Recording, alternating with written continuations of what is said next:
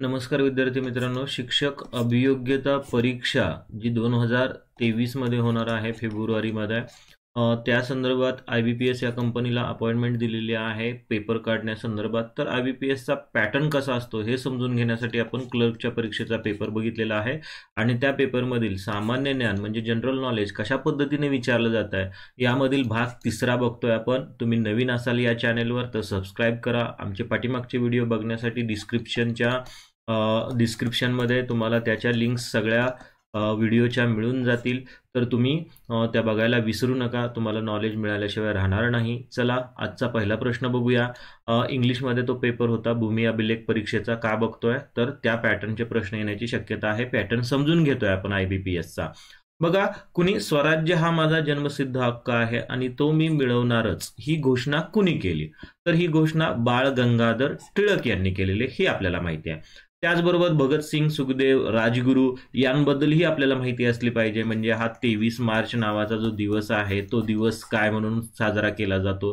कारण या दिवशी भगतसिंग, राजगुरू आणि सुखदेव यांना फाशी देण्यात आली होती. तो दिवस शहीद दिवस म्हणून साजरा केला जातो. मग या दिवसाचं आपल्याला महत्त्व तर पटलं, मग भगतसिंग यांच्याबद्दल थोडीशी माहिती असली पाहिजे. जसं आपल्याला बाळ गंगाधर टिळक यांचं वाक्य स्वराज्य हा माझा जन्मसिद्ध हक्क आहे आणि तो मी मिळवणारच हे माहीत आहे. त्याच पद्धतीनं भगतसिंग यांचं एक वाक्य आहे, तुम्ही मला मारू शकता परंतु माझे विचार मारू शकणार नाहीत. तुम्ही मला कुस्करू शकता म्हणजे क्रश करू शकता, परंतु माझी जी प्रेरणा आहे त्याला मात्र तुम्ही मारू शकणार नाही. अशा पद्धतीचं वाक्य हे माहीत असलं पाहिजे. भगतसिंग आणि बटुकेश्वर दत्त यांनी दिल्लीच्या असेंब्लीमध्ये बॉम्बस्फोट घडवून आणला होता, तोही तुम्हाला माहीत असणं गरजेचं आहे. म्हणजे जनरल नॉलेजमध्ये वेगळं काही विचारलं जात नाही, तर बेसिक महत्त्वाच्या ज्या घटना आहेत त्या आपल्याला माहीत असणं खूप गरजेचं आहे. बेसिकवरच त्यांनी प्रश्न विचारलेले आहेत.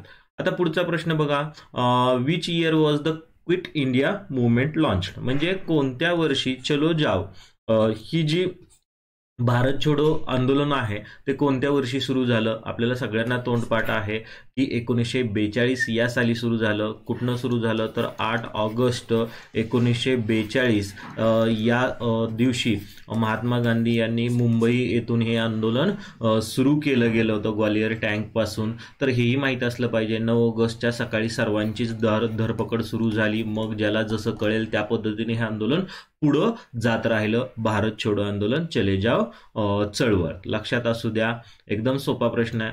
पुढचा बघा, लोकसभा इज कॉल्ड म्हणजे लोकसभेला अजून कोणता दुसरा शब्द आहे? तर बघा, लोकसभेला कनिष्ठ सभागृह असं म्हटलं जातं. जरी ते लोकांनी निवडून दिलेलं असलं तरी ते कनिष्ठ सभागृह असं संबोधलं जातं आणि अप्पर हाऊस हे राज्यसभेला संबोधलं जातं. त्याच पद्धतीनं राज्याच्या स्तरावर पण असतं. आपली जी विधानसभा असते ती लोअर हाऊस असते म्हणजे कनिष्ठ सभागृह असतं आणि वरिष्ठ सभागृह हे राज्यातलं विधान परिषद असतं. हे सिंपल कॉमन सेन्सचे प्रश्न आहेत, जनरल नॉलेजचे प्रश्न आहेत, ते आपल्याला माहीत असलं पाहिजे. कारण आपण सरकारी नोकरीत जातोय, मग सरकारी ढाचा काय आहे, राज्यव्यवस्था काय असते, कशी असते हे आपल्याला माहीत असणं गरजेचं आहे. आता पुढचा प्रश्न बघा, largest fresh water lake in Jammu Kashmir. आता हे जम्मू काश्मीर मधलं सर्वात मोठं फ्रेश वॉटर म्हणजे गोड्या पाण्याचं सरोवर कोणतं आहे?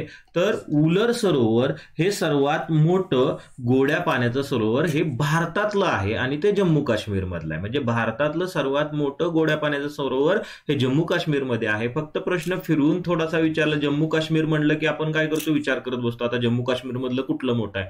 पण जम्मू काश्मीर मधलं जे मोठं आहे तेच भारतातलं सर्वात मोठं फ्रेश वॉटर लेक आहे. आता हे दाल सरोवर असेल किंवा मनसबल सरोवर असेल किंवा मंचर सरोवर असेल हे सगळी जम्मू काश्मीर मधले आहेत, परंतु सर्वात मोठं फ्रेश वॉटर सरोवर हे उलर हे आहे, हे लक्षात असू द्या. आणि खाऱ्या पाण्याचं सरोवर हे चिल्का आहे, भारतातील सर्वात मोठं खाऱ्या पाण्याचं सरोवर आहे. ते कुठं आहे ते कमेंटमध्ये तुम्ही नक्की टाकायला विसरू नका आणि कमेंट्स करत राहा. त्यामुळे काय होतं तर व्हिडिओ बनवण्याची प्रेरणा मिळते.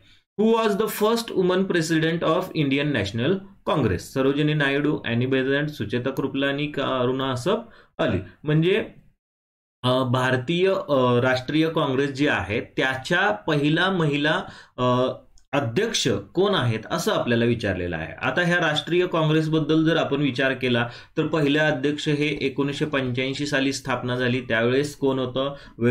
ओमकेशचंद्र बॅनर्जी हे कोलकात्याचे होते. त्यानंतर दुसरं ज्यावेळेस अधिवेशन झालं त्याचे अध्यक्ष कोण होते किंवा राष्ट्रीय काँग्रेसचे अध्यक्ष कोण होते त्यावेळेला? तर दादाभाई नौरोजी होते. ते 3 वेळा अध्यक्ष राहिलेले आहेत. 1924 साली विचार केला तर महात्मा गांधी अध्यक्ष होते काँग्रेसचे. त्यानंतर 1925 साली सरोजिनी नायडू अध्यक्ष होत्या, परंतु त्या पहिल्या राष्ट्र अध्यक्ष नाही आहेत. ज्या महिला आहेत त्या महिला कोण होत्या? तर ॲनी बेझंट होत्या. त्या अध्यक्ष किती साली होत्या? तर 1917 साली त्या अध्यक्ष होत्या. 1916 साली त्यांची जी मुवमेंट आहे होम रूल चळवळ ही खूप गाजली होती, त्यामुळे त्यांना अध्यक्षपद देण्यात आलं होतं. त्यामुळे त्या पहिल्या महिला काय आहेत? तर अध्यक्ष आहेत काँग्रेसच्या, हे लक्षात असू द्या. आणि भारतीय महिला विचारल्या तर त्या कोण येणार आहेत? सरोजिनी नायडू. त्या कोणत्या साली आहेत? तर 1925 साली अध्यक्ष होत्या. महात्मा गांधी फक्त 1 वर्ष काँग्रेसचे अध्यक्ष होते, ते म्हणजे 1924 साली.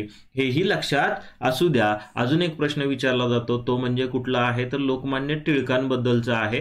तर टिळक कधीच काँग्रेसचे अध्यक्ष होऊ शकले नाहीत, हेही माहीत असू द्या. भारत ज्यावेळेस स्वतंत्र झाला त्यावेळेस कोण अध्यक्ष होतं हे कमेंटमध्ये टाकायला विसरू नका. या पद्धतीने अभ्यास केला तर तुम्हाला काय होईल? अभ्यास कायमस्वरूपी लक्षात राहील. आत्ताचे अध्यक्ष सुद्धा आत्ता निवडून आलेले अध्यक्ष गांधी घराण्याच्या बाहेरचे आहेत. कोण आहेत? मल्लिकार्जुन खरगे हे आहेत. हेही माहिती असू द्या, जनरल नॉलेजचा प्रश्न आहे.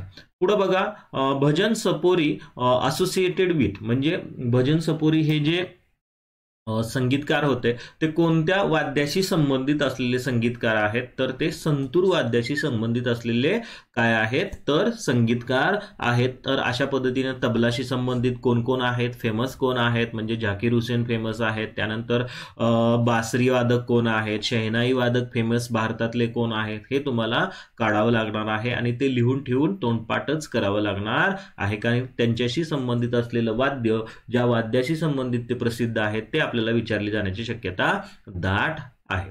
चला पुढचा प्रश्न बघूया. Who is the supreme commander of Indian armed forces, म्हणजे भारतीय सैन्य दलाचे प्रमुख कोण असतात? प्राईम मिनिस्टर ऑफ इंडिया असतात का? डिफेन्स मिनिस्टर असतात का? Chief army staff of Indian army हे नवीन पद निर्माण केलेलं आहे. बघा, 3 दल असतात आपल्याकडे. एक आर्मी असतं, दुसरं नेव्ही असतं आणि तिसरं एअरफोर्स असतं. तर या तिन्हींमध्ये ताळमेळ राहावा म्हणून काय केलं आहे? तर मोदी सरकारने एक पद निर्माण केलं गेलं आहे, ते चीफ ऑफ आर्मी स्टाफ म्हणून आहे, हे लक्षात असू द्या. मग ते पहिले चीफ ऑफ आर्मी स्टाफ कोण आहेत हे माहीत असणं पाहिजे की या तिन्ही दलांचे प्रमुख ते आहेत, परंतु भारतीय सैन्य दलाचे प्रमुख कोण आहेत हे लक्षात असू द्या. सगळ्यांचे प्रमुख हे कोण आहेत? तर प्रेसिडेंट ऑफ इंडिया, भारतीय सैन्याचे प्रमुख ते आहेत. तिन्ही दलाचा प्रमुख कोण आहे? तर चीफ ऑफ आर्मी स्टाफ हे तिन्ही दलाचे प्रमुख आहेत, परंतु त्यांच्यावर सुप्रीम कमांडर म्हणून कुणाला नियुक्त केलेला आहे किंवा कुणाचा अधिकार आहे भारतीय संविधानानुसार? तर तो प्रेसिडेंट ऑफ इंडिया म्हणजे भारताचे राष्ट्रपती हे भारतीय सैन्य दलाचे प्रमुख असतात. कुठेही युद्ध आपल्याला करायचं असेल तर प्राईम मिनिस्टर करू शकत नाहीत. प्राईम मिनिस्टर संसदेमध्ये तसा ठराव मांडू शकतात आणि त्या ठरावाला राष्ट्रपतींनी मान्यता दिल्याशिवाय युद्ध करण्याचा अधिकार प्राईम मिनिस्टरला नाही, हे लक्षात असू द्या. ओके, त्यात पण बऱ्याचशा क्लूज आणि क्लुप्त्या आहेत किंवा नियम आहेत ते आपल्याला डीपमध्ये बघायचे नाहीत. मग कधी राष्ट्रपती नकार देऊ शकतो, कधी पंतप्रधानांचा अधिकार जास्त होतो युद्ध करण्याचा वगैरे, ते आपल्याला डीपमध्ये बघायचं नाही. फक्त आपला मुद्दा काय आहे की भारतीय सैन्य दलाचे प्रमुख कोण असतात? तर ते राष्ट्रपती असतात, हे लक्षात असू द्या. आणि हे नवीन पद तयार झालेलं आहे. हे नवीन पदाबद्दल थोडीशी माहिती काढा. पहिलेचे आर्मी स्टाफचे चीफ कोण आहेत हेही तुम्हाला माहिती काढायची आहे. चला पुढचा प्रश्न बघूया. FDI हा शब्द सारखा उच्चारला जातो, खास करून आर्थिक क्षेत्रात असतो. FDI चा long form foreign direct investment, म्हणजे विदेशातून डायरेक्ट जी आपल्याला परकी थेट गुंतवणूक असं म्हटलं जातं. आपल्या अर्थव्यवस्थेमध्ये जी होत असते, मग काही कंपन्यांच्या थ्रू होत असते, काही शेअर मार्केटच्या थ्रू होत असते. तर हा शब्दाचा लॉंग फॉर्म माहीत असलं पाहिजे. फॉरेन डायरेक्ट इन्व्हेस्टमेंट, शेअर मार्केटमध्ये जर तुम्ही शेअर खरेदी करत असाल तर FII या पद्धतीची ती इन्व्हेस्टमेंट प्रत्येक शेअरमध्ये तुम्हाला दिसते. फॉरेन इन्स्टिट्यूशनल इन्व्हेस्टमेंट असा त्याचा लॉंग फॉर्म आहे. म्हणजे त्या शेअरमध्ये समजा रिलायन्सचा शेअर जर तुम्ही बघितला तर रिलायन्समध्ये फॉरेन डायरेक्ट इन्व्हेस्टमेंट किती आहे, तर या मुद्द्याखाली तुम्हाला ती नेटवर मिळून जाईल. आणि DII असा एक मुद्दा असतो, डोमेस्टिक इन्स्टिट्यूशनल इन्व्हेस्टमेंट असा त्याचा लॉंग फॉर्म आहे. म्हणजे आपल्या भारतातील संस्थांनी त्या शेअरमध्ये किती मार्केटमध्ये त्या शेअरमध्ये किती इन्व्हेस्टमेंट केले ते या मुद्द्याखाली तुम्हाला मिळून जाईल. म्हणजे हे शब्द माहीत असणं गरजेचं आहे. FDI म्हणजे फॉरेन डायरेक्ट इन्व्हेस्टमेंट, परकीय थेट गुंतवणूक या संदर्भात आपल्याला माहीत असणं गरजेचं आहे. पुढचा बघा, which one of the following is natural fibre. नैसर्गिक धागा खालीलपैकी कोणता आहे? ज्यूट, त्यानंतर नायलॉन, ॲक्रेलिक का पॉलिस्टर. नायलॉन, ॲक्रेलिक आणि पॉलिस्टर हे सगळे कृत्रिम धागे आहेत, मॅनमेड धागे आहेत, हे कारखान्यात तयार केले जातात. ज्यूट हे काय आहे तर नैसर्गिक धागा आहे. आणि ज्यूटचा भाग कुठं प्रसिद्ध आहे तर लक्षात ठेवा, वेस्ट बेंगॉल आणि बांगलादेश याच्यामध्ये ज्यूट मोठ्या प्रमाणामध्ये तागाचं उत्पादन केलं जातं. आणि वेस्ट बेंगॉलमध्ये हायेस्ट आहे, खास करून सुंदरबनचा जो एरिया आहे तो ज्यूटसाठी प्रसिद्ध असलेला आहे. तुम्ही तागाचं उत्पादन कसं काढतं हे नेटवर जर बघितलं तर ते सुंदरबनचा जो त्रिभुज प्रदेश आहे त्याच्यामध्ये जी ज्यूट पाण्यामध्ये टाकतात वगैरे. हे जनरल माहिती आहे, जनरल नॉलेज आहे, हे माहीत असणं गरजेचं आहे. आता which game is Saina Nehwal associated with. Which game is Saina Nehwal associated with म्हणजे सायना नेहवाल कोणत्या खेळाशी संबंधित आहे. तर बघा, सानिया मिर्झा टेनिसशी संबंधित आहे, परंतु इथं सानिया नेहवाल आहेत तर त्या बॅडमिंटनशी संबंधित आहेत. त्या पहिल्या बॅडमिंटन मधल्या लेडीज आहेत ज्यांनी ऑलिम्पिक्समध्ये भारतासाठी काय केलेलं आहे तर पदक जिंकलेलं आहे. त्याचबरोबर वेगवेगळ्या ज्या काही बॅडमिंटन मधल्या स्पर्धा आहेत त्याच्यामध्ये पदकं जिंकण्याचा त्यांनी काय केलेला आहे, विक्रम केलेला आहे. त्यामुळे त्यांच्याबद्दल माहिती असू द्या. दुसऱ्या एक बॅडमिंटनच्या प्रसिद्ध खेळाडू आहेत भारतीय, जे सध्या खूप टॉपला आहेत, त्यांचंही नाव कमेंटमध्ये येऊ द्या. कमेंट केल्याशिवाय तुम्हाला लक्षात येणार नाही किंवा तुम्ही त्याशिवाय शोधणार नाही. शोधलं की सापडतं म्हणतात, परंतु तुम्ही शोधलं तर तुमच्या लक्षात राहणार आहे, त्यासाठी मी इथं नाव सांगणार नाही. चला पुढचा मुद्दा बघा, which of the following latitude passes through the India म्हणजे खालीलपैकी कोणतं अक्षांश भारतामधून जात आहे. इक्वेटर म्हणजे विषुववृत्त जात आहे का, ट्रॉपिक ऑफ कॅन्सर म्हणजे कर्कवृत्त जात आहे का, की खालचं आहे ट्रॉपिक ऑफ कॅप्रिकॉर्न म्हणजे त्याला काय म्हटलं जातं, मकर वृत्त असं म्हटलं जातं. हा खास करून तुम्हाला पाठ्यपुस्तकामध्ये सुद्धा प्रश्न मिळून जाईल. आर्टिक सर्कल म्हणजे आर्टिक काहीतरी त्याला आर्टिक वृत्त काहीतरी असं वरचं आहे 66 अंशाला असतं ते. ओके, मला एक्झॅक्ट मराठी शब्द आठवत नाहीये. कोणतं जातं भारतातून तर लक्षात ठेवा, भारतातून कर्कवृत्त जातं. कर्कवृत्त भारताच्या किती राज्यातून जातं तर 8 राज्य आहेत भारताची ज्याच्यामधून कर्कवृत्त जातं. जर आपण पश्चिमेकडून पूर्वेकडे विचार केला तर पहिलं राज्य येतं गुजरात, त्याच्या शेजारच्या राज्य कुठलं आहे राजस्थान मधून जात आहे. त्यानंतर परत MP मध्य प्रदेश मधून जात आहे, त्याच्या शेजारचं छत्तीसगड मधून जात आहे. त्यानंतर त्याच्या शेजारचं झारखंड मधून जात आहे, झारखंड लक्षात ठेवा.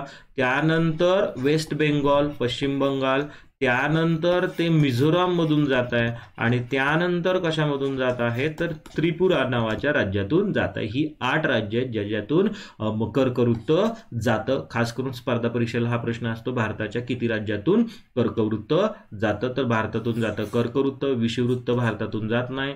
खालचं जे टोक आहे आपलं कन्याकुमारीचं ते ह्या विषुववृत्तापासून जवळपास 8 अक्षांशावर आहे. म्हणजे इथं 0 अक्षांश जो असतो त्याला विषुववृत्त म्हटलं जातं. 8 अक्षांश आहेत मध्ये, हे लक्षात असू द्या. त्यामुळे इथला जो पॅसेज आहे त्या ठिकाणी खूप गरम होतं, त्यामुळे तिकडली लोक काळी असतात, खास करून केरळ आंध्र प्रदेश मधले, कारण ते विषुववृत्ताला जवळ आहे आणि विषुववृत्तावर ऊन जास्त पडतं आणि दुपारी 2च्या आसपास पाऊस पडतो. त्यामुळे श्रीलंका वगैरे जो हा प्रदेश आहे त्याच्यामध्ये, किंवा इकडं जर पुढं गेला तर अमेझॉनचं खोरं आहे त्याच्यामध्ये दर दुपारी 12 12 वाजता सॉरी 2 ते 12च्या दरम्यान पाऊस असतो म्हणजे असतो. हे विषुववृत्तीय प्रदेशाची वैशिष्ट्य आहेत, ते तुम्हाला पाठ्यपुस्तकामध्ये मिळून जातील. म्हणजे आपल्याला बेसिक माहिती असणं गरजेचं आहे. पाठ्यपुस्तकाच्या बाहेरचं जास्त काही येत नाही. म्हणजे हा प्रश्न बघितला तर तोही पाठ्यपुस्तकातला आहे, हा प्रश्न थोडासा करंट नॉलेजचा आहे, तुम्ही पेपरमधून कव्हर करू शकता, हाही प्रश्न तुमचा पाठ्यपुस्तकातला आहे. FDI हे तुमचं थोडंसं करंट नॉलेज माहीत असलं पाहिजे. त्यानंतर सैन्य दलाचे प्रमुख हेही पाठ्यपुस्तकात फक्त 10वीच्या पाठ्यपुस्तकापर्यंत नसेल, थोडंसं स्पर्धा परीक्षा करणाऱ्यांना माहीत असेल. हे थोडा करंटचा प्रश्न आहे. त्यानंतर फर्स्ट वुमन प्रेसिडेंट ह्याही तुम्हाला पाठ्यपुस्तकातून मिळून जातील किंवा स्पर्धा परीक्षेत जे तयारी करतात किंवा नेटवरही हा प्रश्नाचं उत्तर मिळून जाईल. हे तर आपल्याला भारताबद्दलच्या मेन ज्या मोठ्या गोष्टी आहेत त्या माहीत असलं पाहिजे. मोठं गोड्या पाण्याचं सरोवर कुठं आहे? जम्मू काश्मीरमध्ये वुलर आहे. त्यानंतर चिल्का सरोवर कुठं आहे तुम्हाला टाकायला सांगितलंय. लोकसभेला कनिष्ठ सभागृह म्हणतात, राज्यसभेला वरिष्ठ सभागृह म्हणतात, परंतु लोकसभेला पॉवर ही काय दिलेली असते? जास्त असते, कारण लोकांनी निवडून दिलेले सदस्य लोकसभेत बसतात. त्यामुळं संसदेमध्ये सर्वात पॉवरफुल कुठलं सदन आहे तर ते लोकसभा आहे, हे लक्षात असू द्या. पुढचा मुद्दा आहे भारत छोडो आंदोलन कधी झालं? चले जाव 1942ला झालं. त्यानंतर स्वराज्य हा माझा जन्मसिद्ध हक्क आहे आणि तो मी मिळवणारच, हे प्रसिद्ध वाक्य प्रत्येकाची माहीत असलं पाहिजे. म्हणजे भगतसिंग यांचं प्रसिद्ध घोषणा कुठली आहे? इन्कलाब जिंदाबाद, किंवा त्यांचं वाक्य असेल, किंवा त्यांनी बॉम्बस्फोट केल्यानंतरचं कोणती घोषणा दिल्या दिल्लीच्या असेंब्ली हॉलमध्ये, तर ते पण इन्कलाब जिंदाबाद ह्या घोषणा दिलेल्या आहेत.